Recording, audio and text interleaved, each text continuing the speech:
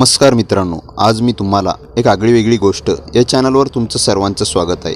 कथेला जास्तीत जास्त लाईक करा, शेअर करा आणि चॅनलला सबस्क्राईब करा. चला तर मग आता कथेला सुरुवात करू. नमस्कार मित्रांनो, माझं नाव प्रवीण. एक साधा सरसा तरुण, वयाच्या 26 आलो तरी आयुष्य तसंच शांतपणे पुढं जात होतं. घर, नोकरी, गावातच गावाबाहेर एक छोटीशी कंपनी होती. त्यात मी काम करत होतो आणि काही मित्रमंडळी, एवढंच जगणं होतं. पण या सगळ्यात एका व्यक्तीची हलकीशी छाया मात्र कायम माझ्या मनावर राहायची. ती म्हणजे शोभा. म्हणजे आमच्या गल्लीत राहणारी एक विधवा स्त्री. तिचं वय जेमतेम 26 ते 27 असावं. तिचा नवरा काही वर्षापूर्वीच एका अपघातात गेला होता. पण मागे मात्र 34 एकर जमीन आणि मोठा वाडा ठेवून गेला होता. त्यानंतर ती एकटीच राहत होती. तिला मुलंबाळ नव्हती आणि ती एक अनाथ मुलगी असल्याने माहेरी जायला जागाही नव्हती. म्हणूनच कदाचित ती अजूनही या गावातल्या जुन्या वाड्यात एकटीच राहण्याचा प्रयत्न करत होती. शोभाबद्दल सांगायचं झालं तर ती अतिशय सोज्वळ आणि शांत स्वभावाची होती. ती फारशी कोणाशी बोलायची नाही. दिसायलाही ती खूप सुंदर होती. पण गल्लीतल्या लोकांना मदतीला हवे असेल तर कधीही हसतमुखाने धावत यायची.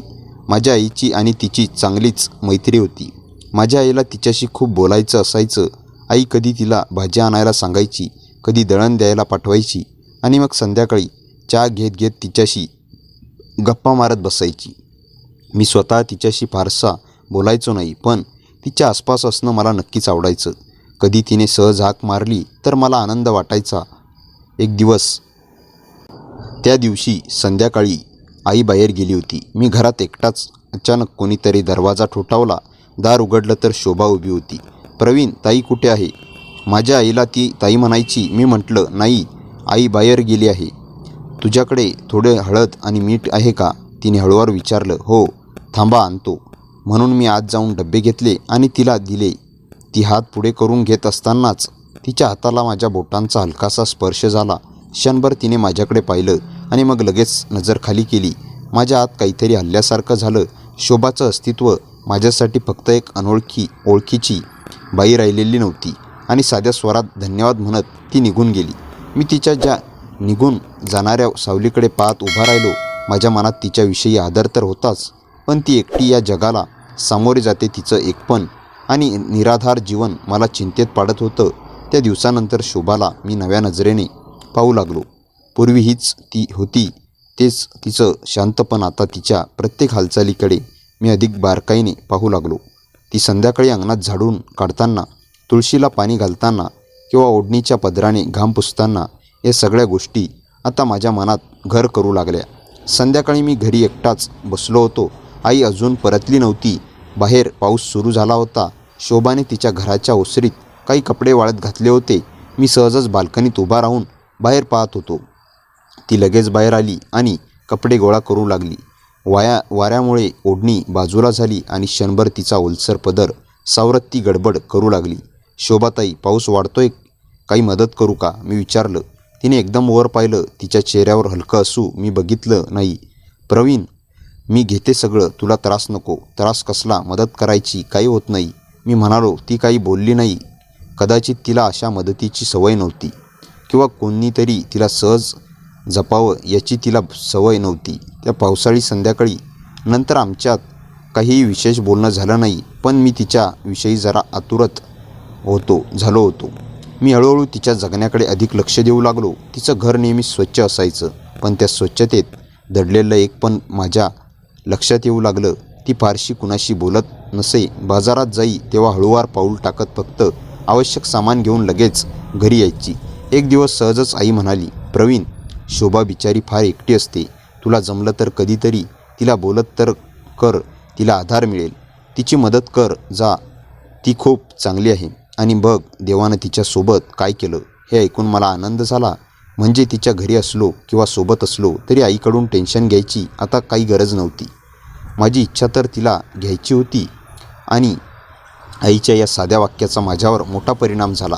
मी ठरवलं की तिच्याशी अधूनमधून बोलायचं. तिच्या एकटेपणात थोडा तरी घट बसेल. एक दिवस सकाळी मी साखर आणायला राशनच्या दुकानात जात होतो. रस्त्यावर शोभा झाडू मारत होती. मला जाताना बघून ती रस्त्याच्या बाजूला झाली. मी थांबलो आणि मी तिला विचारलं, ताई, तुम्ही कधी गप्पा मारायला बसता का? कोणाबरोबर का असंच एकटं राहणं आवडतं तुम्हाला? ती थोडी हसली. गप्पा मारायला कुणी आहे का माझ्याकडे प्रवीण? माझ्याकडे उत्तर नव्हतं. खरंच ती इतके वर्षे एकटीच होती. कोणी फारसं चौकशी करणारही नाही. कधी वाटलं तर आमच्या घरी या, आईला पण आवडेल तुमच्याशी बोलायला, असं सहज बोलून मी आपल्या कामाला निघून गेलो. त्या दिवसानंतर शोभाशी अधूनमधून माझं बोलणं होऊ लागलं. तीही आता थोडी मोकळी होऊन असायला लागली होती. तिच्या डोळ्यामध्ये पूर्वीसारखं दुःख दिसायचं, पण मी जेव्हा तिच्याशी बोलायचो तेव्हा मला आपलेपणा वाटायचा. बोलताना मी नेहमी तिला विनोद, चुटकुले सांगत असे, त्यामुळे त्या वेदनांच्या मागे आता थोडा दिलासा होता. आमच्या गप्पांमध्ये आयुष्य, आठवणी आणि रोजच्या गोष्टी छोट्या असायच्या. आमच्यात गल्लीत एक गरीब कुटुंब राहत होतं. त्यांचा मुलगा रोहित आणि त्याची छोटी बहीण पायल शाळेत जायची, पण हल्ली त्यांना रोज शाळेत जाताना मी पाहिलं नव्हतं. हे मी शोभाशी याबद्दल बोललो. शोभा, रोहित आणि पायल 2 दिवसापासून शाळेत जाताना दिसत नाहीयेत. शोभाच्या चेहऱ्यावर आश्चर्य होतं. म्हणाली, हो का? त्याची आई काही दिवसांपूर्वी सांगत होती की त्यांची घरची परिस्थिती खूप हलाखीची आहे. कदाचित फी भरत आली नसेल. आम्ही ठरवलं की जाऊन पाहू नेमकं काय आहे ते. संध्याकाळी आम्ही दोघेही सोबतच त्यांच्या घरी गेलो. रोहितच्या आईने सांगितलं की नवऱ्याचं काम गेल्यामुळे त्यांना मुलांची शाळेची फी भरता येत नव्हती. शोभाला ते ऐकून खूप वाईट वाटलं. ती विचारात पडली. काही वेळाने तिने विचारलं, फी किती भरायची आहे? रोहितची आई हताश होऊन बोलली, साधारण 5,000 रुपये. पण आम्हाला इतका मोठा खर्च जमणार नाही. आणि मी शोभाने एकमेकांकडे पाहिलं आणि तिथून निघून आलो. या रात्री मी आणि शोभाने ठरवलं की आपण या मुलांना मदत करायची. आपल्यासमोर त्यांना पैशामुळे शिक्षण सोडताना आम्ही कसं तरी बघणार. शोभाजवळ पैसे साठवून ठेवले होते आणि मीही काही मदत करू शकलो असतो, पण तिने स्वतःच पैसे देऊन असं बोलली. दुसऱ्या दिवशी सकाळी आम्ही मिळून त्यांच्या शाळेच्या मुख्याध्यापकांना भेटलो आणि रोहित व पायलसाठी फी भरली. जेव्हा त्या मुलांना समजलं की त्यांची शाळा बंद पडणार नाही, तेव्हा त्यांच्या चेहऱ्यावरचं हास्य पाहून मन भरून आलं. रोहित आनंदाने म्हणाला, ताई, दादा, खूप खूप थँक्स. आम्ही आता पुन्हा शाळेत जाऊ शकतो. शोभाने त्या लहान मुलांच्या डोक्यावर प्रेमाने हात फिरवला. फक्त शिकायचं बाळांनो, आणि मोठं होऊन चांगला माणूस बनायचं, एवढंच ती बोलली. त्या दिवसानंतर मी आणि शोभा अजून चांगले मित्र झालो. पूर्वी ती फक्त एक ओळखीची बाई होती, पण आता आम्ही एकमेकांना समजून घेणारे, एकमेकांच्या सुखदुःखात आधार देणारे मित्र झालो होतो. माझ्या मनात त्यांच्याविषयी काय होतं हे तर तुम्हाला माहीतच आहे मित्रांनो. इथूनच आपल्या नायकाच्या कथेत मनोरंजक वळण आहे. तर मग चला, घेऊन जातो तुम्हाला त्या वळणावर. त्या दिवसानंतर शोभा जरा खुश दिसू लागली होती. गल्लीतल्या छोट्या मुलांना मदत करताना तिच्या डोळ्यात एक वेगळाच आनंद दिसायचा. माझ्या आयुष्यातलाही तिच्या सहवासाने एक नवीन दिशा मिळत होती. पण समाजाने 2 व्यक्तींमधील निखळ मैत्री कधीच समजून घेतलेली नाही, हे मला फार लवकर लक्षात आलं. मी त्या दिवशी सकाळपासून मोबाईलवर आपलेच व्हिडिओ बघत होतो. 11 वाजता आई आली आणि मला बाजारात जाऊन भाजी घेऊन ये असं सांगितलं. मी भाजी आणायला निघालो होतो. गल्लीतल्या 2-3 बायका बाहेर वट्यावर बसल्या होत्या. त्या तिथे बसून कुजबूज करत होत्या. मी जात असताना त्यांच्यातील एक जोरात बोलली, मला मुद्दाम ऐकायला यावं म्हणून. आता बघा, काही बायकांना विधवेपणाचं दुःखच नाही. नवऱ्याच्या जाण्यानंतरही त्यांना नवी माणसं मिळतात. दुसरी असत म्हणाली, अगं, जरा बघायला हवं कोण कोण मदतीच्या नावाखाली एकत्र फिरते. त्यांच्या बोलण्यातला रोग स्पष्ट होता. मी काही बोललो नाही, शांतपणे पुढे गेलो. पण मनात चीड निर्माण झाली. मग विचार आला की शोभाला या सगळ्यांचा किती त्रास होत असेल. संध्याकाळी मी तिच्या घरास समोरून जात होतो. चेहऱ्यावर उदासी स्पष्ट होती. ती बाहेरच बसली होती. काही झालंय का? मी विचारलं. तिने हलका हसण्याचा प्रयत्न केला. काही नाही प्रवीण, या गल्लीतल्या लोकांना काही पण बोलायचं असतं. आपण मदत केली तरी लोक टोमणेच मारतात. हे चुकीचं आहे ताई. आपण फक्त चांगलं काम केलंय, त्यात लोकांचा काय प्रॉब्लेम? ती म्हणाली, या समाजाला एका विधवा बाईचा आनंद बघवत नाही प्रवीण. त्यांना असंच वाटतं की अशा स्त्रियांना कायम दुःखात राहावं. शोभाने नवऱ्याच्या मृत्यूनंतर खूप एकटं आयुष्य जगलं होतं आणि आता जरा कुठे तिला हसण्याचा, जगण्याचा नवा आधार मिळत होता, तर लोकांना ते सहन होत नव्हतं. अशाच काही गप्पा करून मी घरी परतलो. दुसऱ्या दिवशी संध्याकाळी अचानक तिचा फोन आला आणि तिने मला सकाळी घरी बोलावलं. मी तिच्या घरासमोर पोहोचलो आणि तिने मला आत बसायला सांगितलं. ती थोडी गंभीर दिसत होती. म्हणाली, प्रवीण, मला तुझ्याशी थोडं बोलायचं. बोल ना ताई, मी म्हणालो. ती काही क्षण गप्प बसली. मग हळू आवाजात म्हणाली, तू माझ्यापासून दूर राहा प्रवीण. लोक आपल्याविषयी बरंच काही बोलत आहेत. तुला माहीत आहेच, मी एकटी आहे, विधवा आहे आणि तू जर माझ्यासोबत मैत्री ठेवली तर तुलाही लोक त्रास देतील. तिचा स्वर दुःखाने भरलेला होता. डोळ्यात आसू होते. मी म्हणालो, शोभाताई, मी लोकांच्या बोलण्याला भीत नाही. ती माझ्याकडे पाहत म्हणाली, तू भीत नाहीस, पण मला भीती वाटते प्रवीण. मला पुन्हा एकदा जगायचं आहे, पण अशा परिस्थितीत ते अशक्य आहे. आपण असे आहोत तसे राहू शकत नाही. लोक आपल्याला शांत जगू देणार नाही. मी तिला इतक्या दिवसापासून समजून घेत होतो.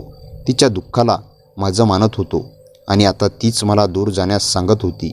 ती माझ्या डोळ्यात पाहत राहिली. तिच्या डोळ्यात अश्रू होते, पण तिने स्वतःला सावरलं. प्रवीण, मला माझं जगणं कठीण करू नकोस. तू जर माझ्यापासून दूर राहिलास तर लोक काही दिवस बोलतील आणि विसरून जातील. पण जर तू ऐकलं नाहीस तर मला रोज गावातल्या लोकांचे बोलणे टोमणे ऐकावे लागतील. मी म्हटलं, आपण काही चुकीचं केलं नाही, फक्त त्या शाळेत जाणाऱ्या लहान मुलांची मदत केली. बस. रागाच्या भारात मी उठलो. ठीक आहे, तुला वाटत असेल की मी दूर राहावं तर राहतो. मी दार उघडलं आणि तिथून निघून गेलो. माझ्या मागे शोभा शांत उभी होती. त्या रात्री मला झोपच लागत नाही. मनात सतत तिचे शब्द घुमत होते आणि तिचाच विचार करत कधी झोप लागली मला कळलंच नाही. दुसऱ्या दिवशी मी ठरवलं, आज तिच्याशी अजून एकदा बोलायचं. मी तिच्या घराकडे गेलो, पण दरवाजा बंद होता. शेजारच्या एका बाईनं पाहिलं आणि हसत म्हणाली, काय रे प्रवीण, परत आलास? आता तरी समजून घे बाईच्या मनातलं. अरे जरा लोकांचे ऐकून घे. विधवा बाईनं एकटंच राहावं हेच बरोबर आहे. तुझ्यासारखं मुलं तिच्या भोवती फिरले तर काय होईल? त्या बाईच्या शब्दांनी माझ्या मनाला ठेच लागली. मला प्रचंड राग आला होता, पण मी उत्तर देता पुढे निघून गेलो. शोभाशी आता काहीही बोलायचं नाही. आपल्यामुळे तिलाही त्रास होत आहे. ज्या समाजाला तिच्या दुःखाची किंमत नाही, त्या समाजासाठी ती माझ्या मैत्रीचा त्याग करत होती. मी काही दिवस तिच्यापासून लांब राहिलो. बोलणंही सोडून दिलं. तिचं घर दिसलं तरी पाहायचं नाही. तिच्या घरासमोरून जाताना थांबायचं नाही. पण मन काही मान्य करायला तयार नव्हतं. एका संध्याकाळी ती बाजारातून काही सामान घेऊन येत होती. अचानक तिच्या हातातील पिशवी खाली पडली. सहजपणे मी धावत जाऊन उचलायला लागलो, पण तिने मला थांबवलं. नको प्रवीण, मी उचलते थैली. शोभाताई, मैत्रीत एवढं अंतर निर्माण करायचं आहे का? मी तिला विचारलं. ती काही बोलली नाही. तिचे डोळे खाली होते, पण मला समजलं अशी का लागतंय तरी मनातून ती देखील तुटत होती. म्हणाली, प्रवीण, आयुष्य काही वेळा आपल्या मनासारखं चालत नाही. मला तुझी साथ हवी, पण लोकांच्या जळण्याने माझं जगणं अधिक कठीण होईल. मी अजून लोकांचे टोमणे सहन करू शकत नाही. म्हणूनच मी तुझ्याशी नाही बोलली तर ते आपल्या सगळ्यांसाठी ठीक होईल. मी रागाने पाय आपटले आणि तिथून निघून गेलो. तिच्या मागे पाहता त्या दिवसानंतर मी खूप प्रयत्न केला की शोभाला विसरायचं, पण मन तिला विसरायलाच तयारच नव्हतं. तिच्या डोळ्यामधलं दुःख मला अस्वस्थ करत होतं. तिच्या आयुष्यात मी आनंद आणू शकत होतो, पण फक्त समाजाच्या भीतीने. मी दूर राहणं योग्य होतं का? दुसऱ्या दिवशी सकाळी मी तिच्या घरी गेलो तेव्हा हवेत विलग होण्याची एक लहर सरसरत होती. ती अंगणातल्या निळ्या खुर्चीवर बसली होती. तिचे डोळे दूर अवकाशात घडवलेले, मान खाली घातलेली प्रभाताची स्वच्छ रोषणाई तिच्या केसांवर अजूनही चमकत होती. मला पाहताच ती उठली. काही बोलली नाही, फक्त घराच्या आतल्या छायेमध्ये विरून गेली. मीही मागे चालत गेलो. आपल्या शांत गर्दीत ती घटकेभर थांबली. पाण्याचा ग्लास घ्यायला हात वाढवला. क्षणातून ती गळ्यातून पाणी घेण्यासाठी वाकली. तिच्या मानेच्या वळणावर प्रकाशाची एक रेषा पडली. त्या क्षणी माझ्या अंतःकरणात काहीतरी ढासळले. सर्व विचार, सर्व शंका धुवून गेली. मी हातातली पिशवी जमिनीवर सरकवली आणि धावत जाऊन तिचा हात माझ्या हातात घेतला. ग्लास टेबलावर ठसाठस आवाज केला. पाणी ऐनशी खाली ओतले, पण आपापल्या त्याची पर्वा नव्हती. मी तिला जवळ ओढली. तिच्या शरीरातून एक कंपने माझा हात ढकलला नाही. ती नुसती माझ्याकडे पाहिली. तिच्या डोळ्यातून एक निर्वाण आक्रोश वाहत होता, पण ओठ मात्र मुक्कामावर होते. मी तिचा चेहरा दोन्ही हातात घेतला. तिची पापण्यांवरची बिंदू माझ्या बोटावर उष्ण झाली. मग आम्ही एकमेकांकडे वाकलो. हा स्पर्श प्रश्न नव्हता, उत्तरही नव्हे. तो फक्त एक अपरिहार्य नैसर्गिक परिणाम होता. जसा समुद्र किनाऱ्याला लाटा येणे, तिच्या ओठांवरची मौन्याची शिक्का मोरतप तुटली नाही, पण तिचे शरीर माझ्याकडे झुकले. तिचा हात माझ्या मानेवरून सरकला. एकमेकांच्या श्वासांच्या लयतालावर नाचत आम्ही त्या शांत सकाळी एक होत गेलो. प्रकाश खिडकीतून रेषा काढत होता. धुळीचे कण नाचत होते आणि आमच्या स्पर्शाने जागी झालेले मौने खोलवर जाऊन गेली. तिथे शब्दांची गरजच नसते. थोड्या वेळाने मी उठून पाणी पीत म्हणालो, शोभा, मी तुला या दुःखात पाहू शकत नाही. लोक काय म्हणतात याची मला पर्वा नाही. मला फक्त तुझा विचार करायचा आहे. ती काहीच बोलली नाही, फक्त माझ्याकडे बघत होती. मी घरी आलो. परत दुसऱ्या दिवशी मी परत तसाच वागलो. तरीसुद्धा ती काहीच बोलत नव्हती आणि प्रतिकारही करत नव्हती. मी तिच्या डोळ्यात बघितलं आणि तिच्या पुढे बसलो. मी तिला जवळ घेऊन तिला चुंबन करू लागलो. ती काहीच बोलत नव्हती, पण मला प्रतिक्रिया देत होती. बराच वेळ मी प्रेमाच्या धुंदीत होतो. काही वेळानंतर ती धुंदी जरा जरा कमी झाली आणि आता आजूबाजूला काय चालू आहे हे मी बघितलं. दोघांचे कपडे अस्ताव्यस्त झाले होते. मी उठलो आणि तिला समोर बसून विचारलं, माझ्याशी लग्न करशील का? तिच्या चेहऱ्यावर आश्चर्य होतं. तिला माझ्या शब्दांवर विश्वासच बसला नाही. प्रवीण, तू हे काय बोलतोय आहेस? मी जे बोलतोय ते पूर्ण शुद्धीने बोलतोय. मला समाजाची पर्वा नाही. मला तुझी पर्वा आहे. मला तुझ्या दुःखाचा भाग बनायचा आहे. मला तुझा आधार व्हायचा आहे. विधवा असली तरी तुला तुझं जीवन जगण्याचाही अधिकार नाही का? तिच्या डोळ्यातून अश्रू वाहू लागले. मी तिचा चेहरा हलकेच हातात घेतला. तेव्हा तिच्या श्वासांचा एक अस्थिर थरथर जाणवली. क्षणभर आमच्या नजरा भिडल्या आणि जणू दोघांच्या मनातल्या वादळांना एकत्र शांतता मिळाली. ती काही बोलली नाही, पण तिच्या डोळ्यातील संकोच आणि आतल्या जखमांची सावली मला स्पष्ट दिसत होती. मी थोडा मागे झालो. तिचा हात अजूनही माझ्या हातात होता. ताई, मी तुमच्यासाठी एवढाच जवळ आहे जितकं मी तुम्हाला राहू द्याल. हे शब्द माझ्या तोंडून हळूवार निघाले. शोभाने एक दीर्घ श्वास घेतला. ती म्हणाली, प्रवीण, मी इतके वर्षे एकटे होते. कुणावर विसंबून राहण्याची सवय नाही आणि भीती एवढी खोलवर बसली की कोणावर विश्वास ठेवणंच अवघड झालंय. मी तिचा हात हलकेच दाबला.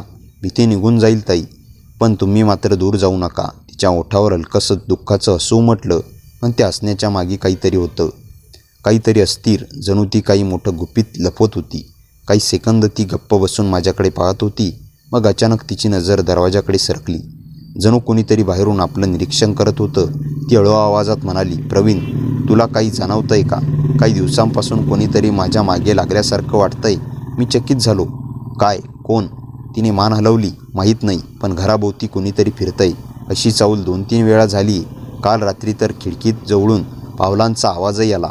माझ्या अंगावर काटा आला. ताई, तुम्ही कोणाला सांगितलं नाही? शोभा घाबरलेल्या स्वरात म्हणाली. कोण विश्वास ठेवेल प्रवीण? एकटी राहणाऱ्या बाईला वाटेलच ना असं म्हणून टाळतील. मी खिडकीजवळ जाऊन बाहेर पाहिलं. गल्ली शांत होती, पण वातावरणात एक वेगळंच ओझं जाणवत होतं. मी तिच्याकडे वळलो. ताई, मी आहे ना. उद्यापासून मी तुम्हाला सोडणार नाही. काही झालं तरी. शोभाच्या डोळ्यात सुटकेची एक लहर तरळली. ती माझ्याजवळ आली. मी एक पाऊल पुढे गेलो आणि तिने स्वतःहून माझ्या खांद्यावर हात ठेवला. त्या स्पर्शात ऊब होती, पण त्यात भीतीही मिसळलेली होती. त्या क्षणी मला समजलं, आपली कथा फक्त प्रेमाची राहणार नाही. आता ती काहीतरी मोठ्या अंधाराकडे वळत होती. अचानक बाहेरून एक विचित्र खसखस आवाज आला. शोभा दचकल्यासारखी मागे सरकली. मी पुढे पळत जाऊन दार उघडलं आणि अंगणात पाहिलं. कुणीच नव्हतं, पण जमिनीवर एक ताजी पाऊलखूण होती आणि ती पाऊलखूण तिच्या घराच्या मागच्या अंधाऱ्या वाटेकडे जात होती. माझ्या अंगावर पुन्हा एकदा काटा आला. मी शांतपणे दरवाजा बंद केला. शोभाच्या जवळ गेलो. ताई, तुम्ही बरोबर म्हणत होतात. ती माझ्याकडे भीतीने पाहू लागली. प्रवीण, कोण आहे हा? काय हवंय त्याला? मी त्याच्याजवळ उभा राहून म्हटलं, आता काहीही होऊ दे. तुम्ही एकटी नाही. मी शोधून काढेन हा कोण आहे आणि तुम्हाला का त्रास देतोय. शोभाने डोळे मिटले आणि पहिल्यांदा तिच्या खांद्यांनी हाहीसं करत माझ्याकडे टेक दिला.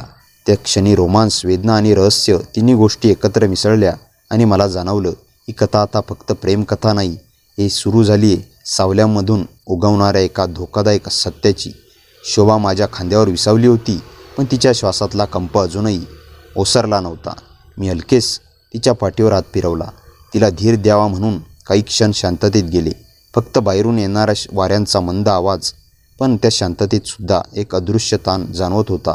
जणू घरांच्या भिंतीच्याही पलीकडे कोणी काळोखात आपल्याकडे पाहत होतं. मी म्हणालो, ताई मी इथेच थांबतो आज, तुम्ही एकटी राहू नका. ती माझ्याकडे वळली, चेहऱ्यावर चिंतेची लकीर. पण प्रवीण, तुला घरी काय म्हणतील? मी मंद हसलो. ताई, माझ्या घरी माझ्या काळजी घेणारा कोणी नाही. तुम्हाला गरज आहे आणि एवढंच माझ्यासाठी पुरेसं आहे. तिच्या डोळ्यात पहिल्यांदा एक हलकासा विश्वास चमकला. ती काही बोलणार इतक्यात मला पुन्हा खिडकीच्या बाहेरून एक हलकासा सरसर आवाज आला. आम्ही दोघेही वळलो. आवाज क्षणभरात गायब झाला, पण वातावरण आणखी भारी झालं. मी सावधपणे खिडकीतून बाहेर पाहिलं. काहीच दिसलं नाही, पण एक गोष्ट मात्र लक्षात आली. घराच्या मागच्या वाटेकडच्या झुडपांना कोणीतरी नुकतंच बाजूला सारलं होतं. शोभाचा आवाज पातळ झाला. प्रवीण, मला वाटतं हा माणूस माझ्या खूप जवळ आहे. तुला सांगितलं नव्हतं, पण 2 महिन्यांपूर्वीपासून सगळं सुरू झालं. मी पटकन तिच्याकडे वळलो. काय सुरू झालं? ती काही पावलं मागे गेली. जणू कोणीतरी तिच्या आठवणींना जबरदस्तीने कुरतडत होतं. पहिल्यांदा माझ्या दारात एक कागद सापडला. त्यावर लिहिलं होतं, तू एकटी नाहीस. मी घाबरते, पण मला वाटलं कोणाचा मूर्खपणा असेल. पण नंतर मला अंगणात माझ्या जुन्या फोटोच्या तुकड्या सापडल्या. कोणीतरी माझ्या मागे लागलं होतं. फार आधीपासून. माझ्या मुठी आपोआप घट्ट झाल्या. ताई, तुम्ही मला आधी का नाही सांगितलं? भीती वाटली आणि लाजही. मला स्वतःला समजत नव्हतं, मी वेडी होते की खरंच कोणीतरी माझ्यावर नजर ठेवतोय. तिच्या डोळ्यातल्या भीतीला मी नजरेत पकडलं. मी तिच्या जवळ गेलो आणि तिचे हात माझ्या दोन्ही हातात घेतले. ताई, आता काही लपवू नका. तुम्हाला जो आठवेल सगळं सांगा. ती हलकेच मान डोलावली, पण अंग हलके थरथरत होतं. प्रवीण, मला असं वाटतंय की हा माणूस मला खूप जवळून ओळखतो. माझ्या सवयी, माझं वेळापत्रक, माझे मार्ग, सगळं. तिच्या शब्दांनी माझ्या पाठीत सरळ थंडी उतरली. म्हणजे हा फक्त कोणीतरी वेडसर पाठलाग करणारा नव्हता. हा तिच्या आयुष्याच्या आतमध्ये घुसलेला कोणीतरी होता. तेव्हाच अचानक घराच्या मागून एक मोठा आवाज आला. कसलं तरी लोखंडी भांडं पडल्यासारखा. शोभा किंचित उडी मारून माझ्या छातीवर धरून उभी राहिली. मी क्षणभर तिचे हात धरले, तिला शांत केलं आणि ताबडतोब दरवाजाकडे धाव घेतली. बाहेर गेलो तेव्हा अंधार दाट होता, पण धुक्यातून मला कोणीतरी पळत असल्याची अस्पष्ट सळसळ जाणवली. छाया झटपट झुडपांच्या आड लपली.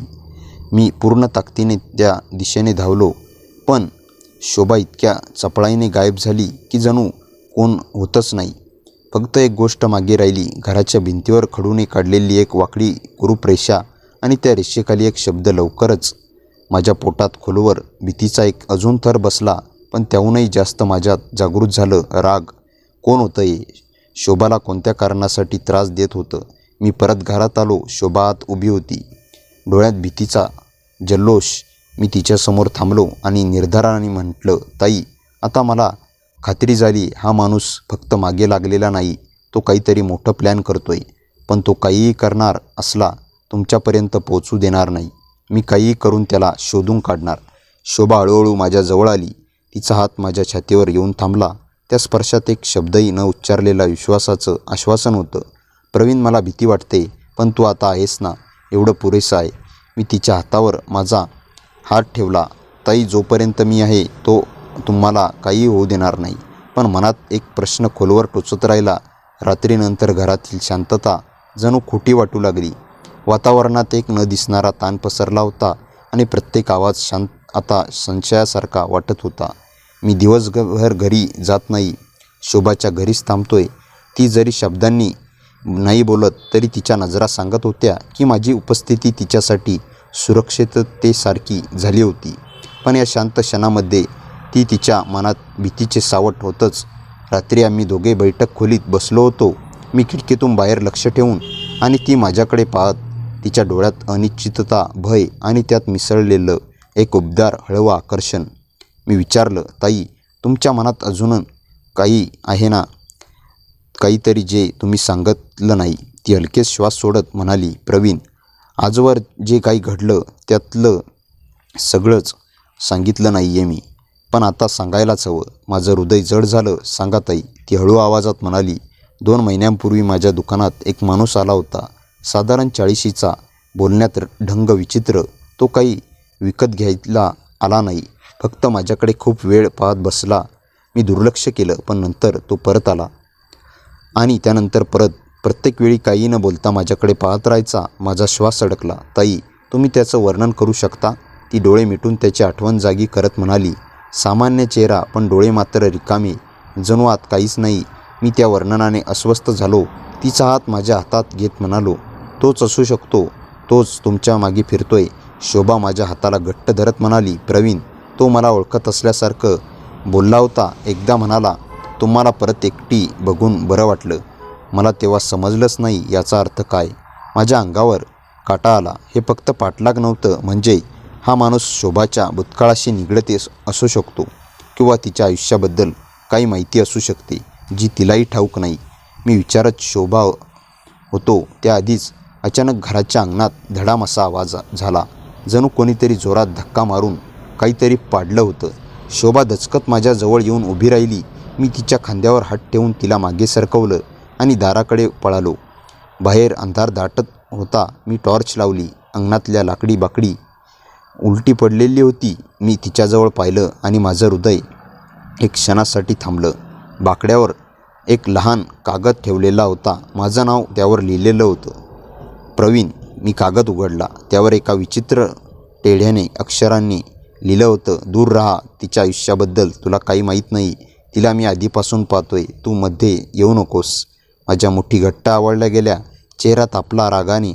हा माणूस फक्त शोभाला घाबरवत नव्हता, आता तो मला थेट इशारा देत होता. मी कागद खिशात ठेवत घरात परतलो. शोभा दारात उभी माझी वाट बघत होती. तिचा आवाज थरथरत होता, प्रवीण, बाहेर काय होतं? मी तिच्याजवळ जात म्हणालो, काही नाही ताई, एक कागद होता, पण तुम्ही काळजी करू नका. ती माझ्या डोळ्यात पाहत म्हणाली, माझ्यापासून काही लपवू नकोस प्रवीण. आधीच मी खूप काही सहन केलं आहे. तिच्या आवाजातली तुटलेली कंप जाणवत होती. मी तिच्या जवळ गेलो. चेहरा तिच्या अगदी समोर. ताई, मी काहीही लपवणार नाही. मी तो कागद तिच्या हातात दिला. तिने वाचला आणि तिचा चेहरा एका क्षणात पांढरा पडला. हा माणूस तुला ओळखतो? मला माहीत नाही, पण त्याला तू ओळखीची आहेस. ते नक्की. शोभा घाबरून माझ्या छातीवर दोन्ही हात ठेवून उभी राहिली. प्रवीण, मला वाटतं मी मोठ्या अडचणीत आहे. मी तिचे हात पकडले. नाही नाही ताई, तुम्ही आता एकटी नाही. ती माझ्या खूप जवळ आली. आवाज जवळजवळ कुजबुजीत बदलला. प्रवीण, मी तुला गमावू इच्छित नाही. त्या शब्दात भीती होती, पण त्याहूनही जास्त एक हळवं दाबलेलं प्रेम. मी तिच्या कपाळावर हलक्या स्पर्शाने हात ठेवला आणि म्हणालो, मी कुठे जाणार नाही ताई. पण माझ्या मनात एकच प्रश्न धुमसू लागला. रात्र वाढत होती, पण शोभाच्या घरातल्या प्रत्येक सावलीला जणू अर्थ होता. वातावरणात शांतता नव्हती, तर एक दडपणारी, न बोलता सांगणारी भीती होती. पण त्या भीतीतही एक वेगळी ऊब होती, कारण शोभा माझ्या खांद्याशी टेकून उभी होती. तिच्या स्पर्शात थरथर होती, पण त्यात एक विश्वासही. प्रवीण, हा माणूस माझ्या आयुष्याबद्दल माझ्याहून जास्त जाणतो म्हणतो. म्हणजे तो कोण? शोभाचा आवाज एवढा हलका होता की जणू एका वेदनेचा तुकडा बोलत होता. मी तिच्याकडे वळलो. तिच्या डोळ्यात भीतीपेक्षा जास्त प्रश्न होते. ताई, तुम्ही नक्की काही आठवत नाही? काही भूतकाळातलं? काही क्षण ती शांत राहिली. तिच्या चेहऱ्यावरची चिंता वाढत गेली. मग ती धीम्या आवाजात म्हणाली, प्रवीण, मला एक गोष्ट आठवते, जी मी आजवर कुणालाच सांगितली नाही. माझा श्वास क्षणभर थांबला. काय ताई? शोभा माझ्याजवळ आली.